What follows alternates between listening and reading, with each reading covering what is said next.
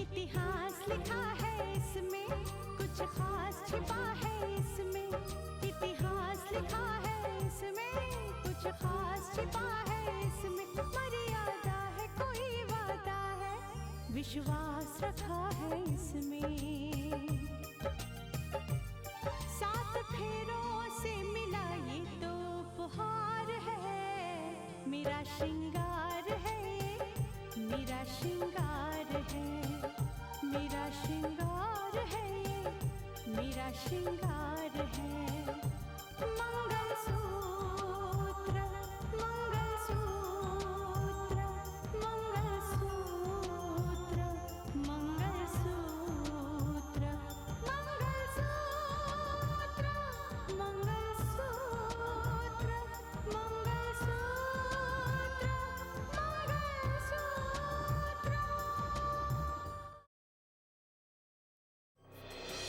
इसीलिए मैं चाहती हूँ कि राकेश का नाम का मंगलसूत्र सिर्फ और सिर्फ राधिका के गले में पड़े। यह हमारे लिए अच्छा होगा। लेकिन जिसने भी ये साजिश रची है, बहुत कमाल की रची है। श्रीधर, रंजना गायब है। इसका मतलब पापा आपने जिसे बचाया था वो राकेश असली राकेश नहीं है। और ऐसा भी हो सकता है कि शायद उन्होंने उन लोगों से बात भी कर ली हो। और डीएनए टेस्ट के जरिए यह बात साबित हो सकती है कि वो उनका बेटा है, उनका खून है। इसीलिए मैं देखकर हैरान थी कि वो गाड़ी कंट्रोल ही नहीं कर पाया और एक्सीडेंट के वक्त गाड़ी एकदम आउट ऑफ कंट्रोल हो गई थी। ये एक्सीडेंट जानबूझकर करवाया गया था।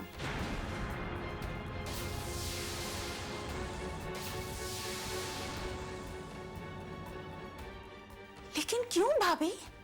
इसी बात का तो पता लगाना है साक्षी। ये जो घटनाएं घट रही है ना, एक के बाद एक, हो ना हो इसका रिश्ता राकेश के साथ जरूर है।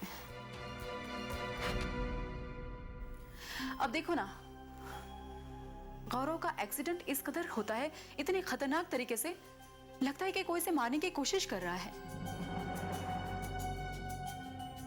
और इसका नतीजा यह है कि वो कोमा में है। भाभी आपको पता है, उसके कोमा में जाने की वजह से ही मुंजाल अंकल को यह ख्याल आया कि उनका एक और बेटा है। और बाद में उन्हें पता चला कि वो बेटा और कोई नहीं बल्कि राकेश ही था। और वो भी तब पता चला उन्हें जब राकेश कानून की गिरफ्त में आ चुका था। और राकेश को बेगुनाह साबित करने की पूरी कोशिश की जा रही थी। कोशिश क्या साक्षी, ऐसे ऐसे सबूत सामने आ रहे थे कि कानून को उसे छोड़ना ही था।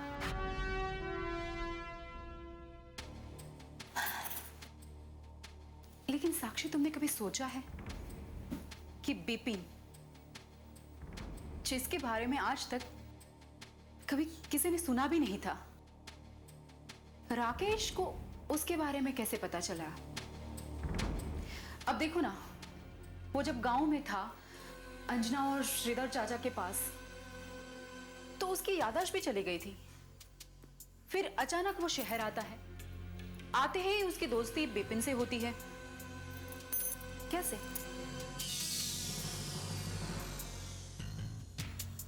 और इसके ऊपर बिपिन आज तक पुलिस के हाथ नहीं लगा है। Very strange. आप क्या कहना चाह रही है भाभी? मेरी तो खुद समझ में नहीं आ रहा। मैं वही कह रही हूं साक्षी जो सच है। अब देखो ना, बिपिन लापता है और जब से राकेश ने अपना बयान दिया है पुलिस को, तब से गांव में अंजना चाची और श्रीधर चाचा भी लापता है, गायब है। कुछ अजीब सा नहीं लगता तुम्हें? इतने सारे सवाल एक साथ।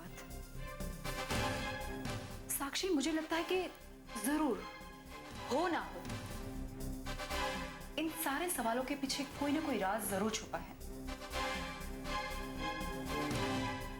आपकी बातें सुनकर ऐसा लग रहा है कि ये सारी घटनाएं जो सामने आई है, उसके पीछे कोई ना कोई बात जरूर है भाभी। वरना कोई गौरव को इस तरह से मारने की साजिश क्यों रचेगा? Why? It's very strange. Right.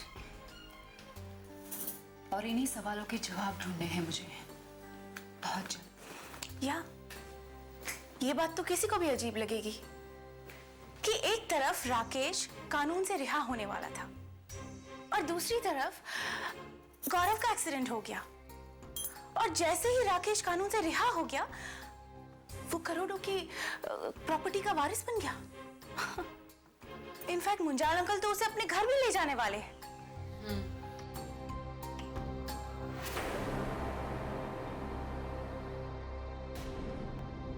Anjana और श्रीधर जी भी आपके बहुत एहसानमंद थे कि अर्जुन के इलाज का सारा खर्चा आपने उठाया, और इसलिए उसे मिलाने यहाँ लाए भी थे वो।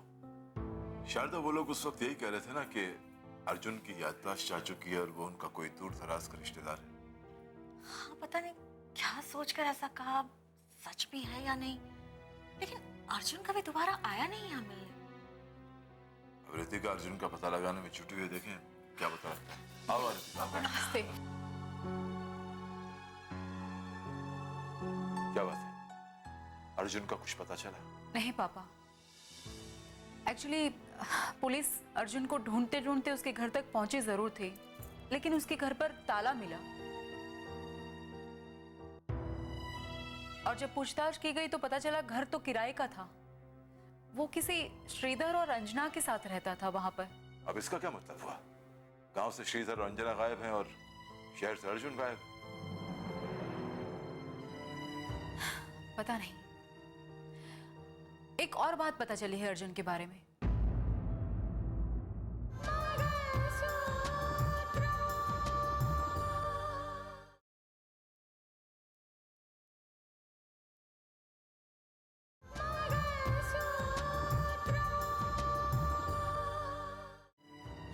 पता नहीं।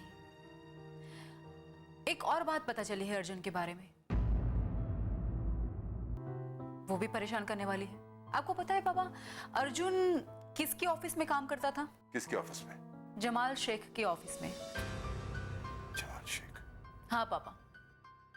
और इसी बात को कंफर्म करने के लिए जब पुलिस ने जमाल शेख के ऑफिस में पूछताछ की कि अर्जुन यहाँ पर काम करता था या नहीं, तो वहां से पता चला कि उसने कुछ महीनों पहले ही काम छोड़ दिया है। हाँ, माना कि कुछ दिनों बाद उसने काम छोड़ दिया होगा, लेकिन वो कहीं तो काम करता होगा ना, वरना वो अपना खर्च कैसे उठाता होगा? पता नहीं माँ, उसका खर्चा किस तरह से चलता होगा। पापा, अर्जुन तक पहुंचने का मुझे लगता है एक ही तरीका है। क्यों ना उसका स्केच बनवाया जाए। उसका स्केच बनवाकर हर जगह पोस्टर्स लगा देते हैं। आप लोगों ने तो अर्जुन को देखा है ना? ठीक है बेटा, बिल्कुल वही करो, उसका स्केच बनाओ, उसकी तस्वीर मिल जाए तो और भी बेहतर होगा। लेकिन पता लगना बहुत जरूरी है कि अर्जुन कहाँ है। कानून को इंसाफ दिलाने की कोशिश में कहीं फिर से मुझसे कोई नाइंसाफी ना हो जाए।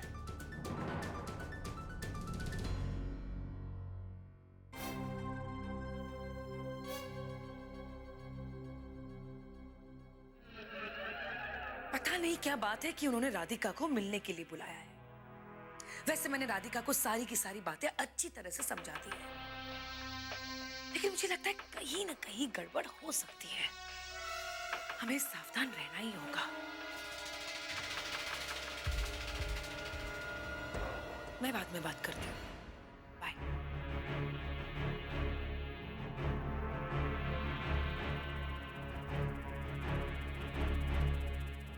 तुम यहाँ कैसे? चाची, यही तो पूछने मैं आपसे आई हूँ यहाँ पर। आप यहाँ पर क्या कर रही हैं? क्या? मुझे लगता है आप मेरी बात को समझी नहीं। आपको पता ही होगा ये सुंदरलाल का घर है, तो आप यहाँ कैसे रह रही? क्यों? क्या ये जुर्म है? वेल, हो भी सकता है, लेकिन अगर ये जुर्म होता तो ये बात पूछने के लिए मैं यहाँ नहीं आती। पुलिस आती। वैसे मैं आपसे एक बात पूछना चाहती हूँ कि ये सुंदरलाल का घर है और आप यहाँ पर किस रिश्ते से रह रही हैं? ये बताना मैं जरूरी नहीं समझती। वैसे मुझे पता था कि आपका जवाब यही होगा, लेकिन मैं आपको एक बात बताना चाहती हूँ। चाची कहती हूँ आपको, इसीलिए आपसे मेरा दिल का रिश्ता है। वार्न करने आई हूँ कि अगर आप ऐसे किसी भी फिराक में हैं तो अपने कदम रोक लीजिए। हो सकता है अगर आप कानून की मदद कर दे तो कानून आप पर रहम कर ले। क्या तुम मुझे धमकाने आई हो? आपको ऐसा क्यों लग रहा है कि मैं आपको धमकाने आई हूं? आपको धमकाने नहीं आई हूं, आपको समझाने आई हूं चाची। अब तक मुझे सिर्फ सुंदरलाल पे शक था, लेकिन अब मेरे शक के दायरे में आप भी आ गई हैं। बेहतर यही होगा कि आप ये सारी मुसीबतों से बाहर आ जाएं, क्योंकि ये जो खेल खेला जा रहा है ना, वो खेल बहुत जल्द खत्म हो जाएगा, सबके सामने आ जाएगा। किस खेल की बात कर रही हो तुम? आप अच्छी तरह से जानते हैं मैं किस खेल की बात कर रही हूं। राकेश के खेल की बात कर रही हूं मैं। और आप लोग जो खेल खेल रहे हो ना, वो बहुत जल्द खत्म होने वाला है। इसीलिए आपको समझा रही हूं कि बाहर आ जाइए इस खेल से, क्योंकि सुंदरलाल तो कुछ भी करके इस कानून के शिकंजे से बच जाएगा, लेकिन आप क्या करेंगी? अभी भी वक्त है आपके पास चाची, संभल जाइए।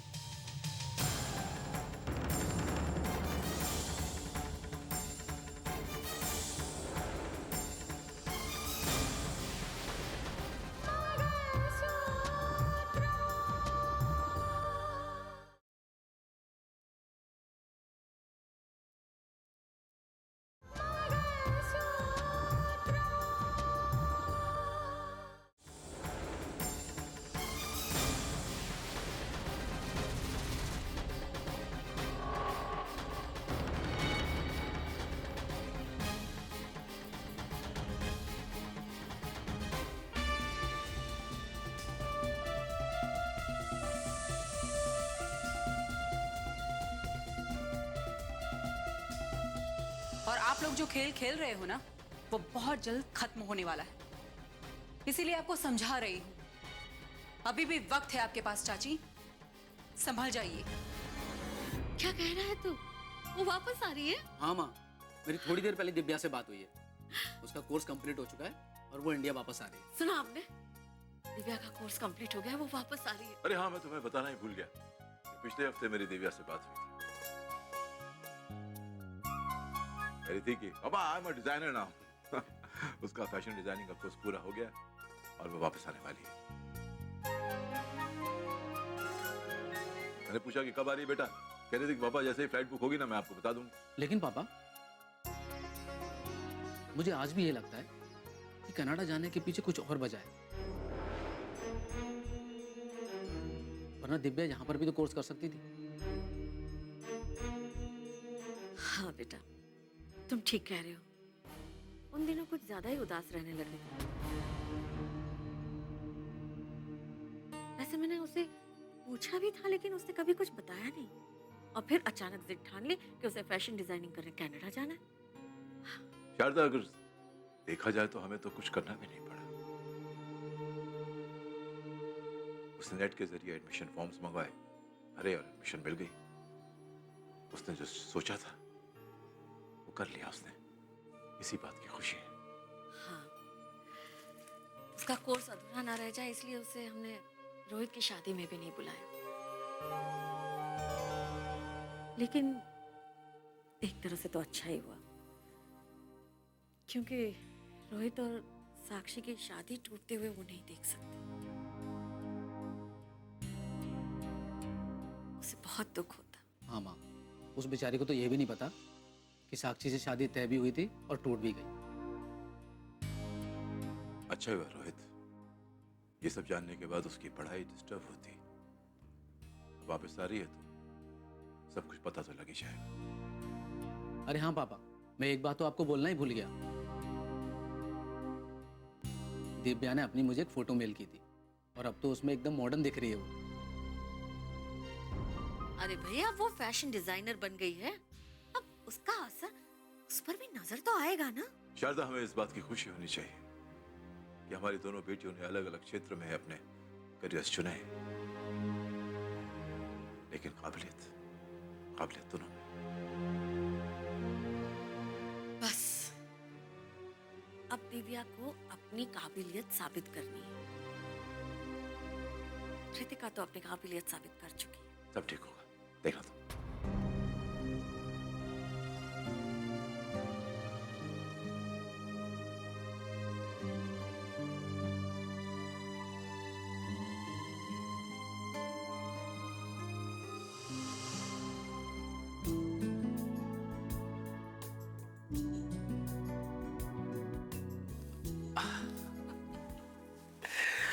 तुम कहाँ चली गई थी?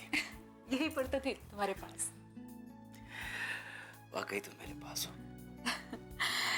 तो मानस जी, आपको जब भी हमारी याद आए आंखें बंद कर लीजिए, हम आपके पास आ जाएंगे। देखा, पता है आज ऐसा लग रहा है कि हम लोग वाकई पति पत्नी हैं। और ना हमारे बीच कितनी लंबी दीवार थी, कितनी दूरियां थी हमारे बीच। जिंदगी सिर्फ गुजर रही थी रितिका, लेकिन आज लगता है कि हम जिंदगी जी रहे हैं, है ना? मानस, ये जो दीवार हमारे बीच में थी ना, वो भी मैंने ही खड़ी की थी और उसे गिरा भी मैंने ही दिया। लेकिन पता है, तुम्हारे बारे में जब भी सोचती हूँ ना, मुझे बहुत बुरा लगता है। मेरी वजह से तुम्हें इतना लंबा इंतजार जो करना पड़ा। इंतजार लंबा था, लेकिन उसका इनाम भी तो कितना खूबसूरत है। अच्छा तुम बैठो, मैं तुम्हारे लिए खाना लेकर अरे खाना, भूख किसको लगी है? कम ऑन, आ जाओ। मानस बैठो, मैं खाना लेकर आती हूँ। अच्छा, ओके। खाना छोड़ो, एक बात सुनो जी। ये जो आजकल राकेश के बारे में सुनने मिल रहा है कि वो सेठ मुंजाल की करोड़ों की जायदाद का इकलौता वारिस है, यू थिंक इट्स राइट? सच है ये? मानस छोड़ो ना राकेश, मुंजाल साहब, दुनिया को। देखो, हमें एक दूसरे के साथ गुजारने के लिए बहुत कम वक्त मिलता है, तो ये वक्त हमारा है। क्यों ना हम एक दूसरे के साथ हमारी बातें करें। ओके जी, आपकी बात हम टाल सकते हैं? ठीक है, हम अपने ही बारे में बात करेंगे। बैठो, मैं खाना लेकर आती हूँ। जल्दी लेके आना।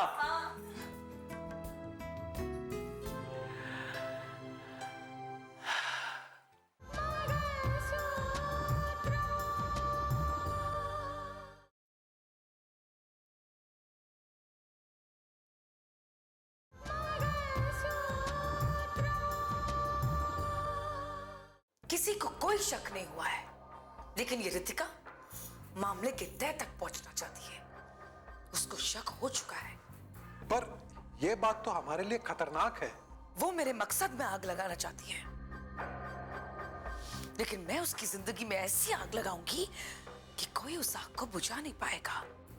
लेकिन वो तो इस शहर की कलेक्टर है ना।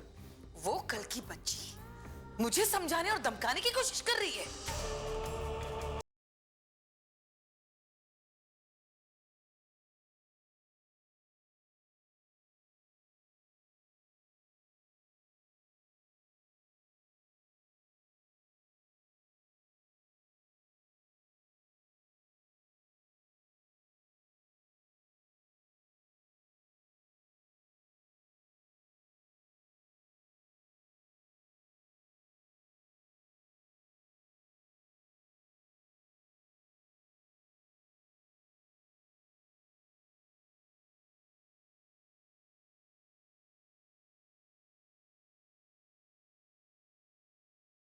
इतना ख्याल रखना कि नीलिमा और राजेश्वर को तुम पर शक ना हो। अभी तक तो बात मैंने संभाल ली है, लेकिन अगर मैं ज्यादा दिन तक वहां रहा ना तो बात बिगड़ भी सकती है।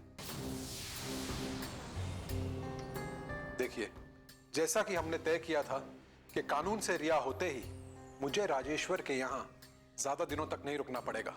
ऐसा ही होगा, तुम वहां से जल्दी ही निकलकर मुंजाल के घर पर पहुंच जाओगे और मुंजाल के घर पर तुम कुछ भी करो, कोई तुम पे शक नहीं करेगा। अरे तुम आ गई, लो तुमने याद किया और ये चली आई। देखो, बहुत जल्द हमारी शादी होने वाली है हम पति पत्नी बनने वाले हैं, लेकिन आज तक हमने साथ में बैठकर बात ही नहीं की। अरे शादी के बाद तो तुम्हें और राधिका को साथ में ही रहना है। कहां भागी जा रही है राधिका? ठीक कह रही हो ना राधिका? जाओ राकेश के लिए चाय नाश्ता लेके आओ। जी दीदी। राधिका के साथ तुम्हारी शादी तय करने का डेफिनेटली एक फायदा है कि तुम मुझसे मिलने कभी भी आ सकते हो और कोई सवाल भी नहीं करेगा कि तुम यहाँ क्यों आ रहे हो, किस रिश्ते से आ रहे हो।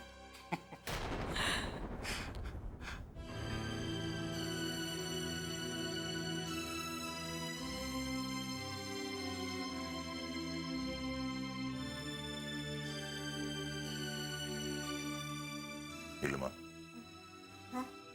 ये क्या हालत बना रखी है? हर वक्त सोच में डूबे रहना। ये समस्या का समाधान तो नहीं है ना। अब जो सच्चाई है उसे तो स्वीकार करना ही पड़ेगा। आप ये कहकर खुद को मना सकते हैं, लेकिन मैं कैसे मनाऊं? मैंने तो उसे अपने बेटे की तरह पाला है।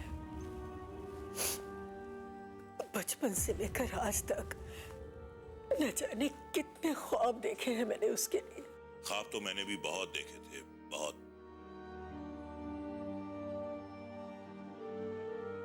लेकिन हर ख्वाब पूरा हो ये जरूरी नहीं। आप ये क्यों नहीं कहते कि मेरे सारे सपने मुंजाल अपने साथ ले जाने वाले हैं? ख्वाब देखे मैंने हैं, लेकिन साकार उस मुंजाल के घर में होंगे।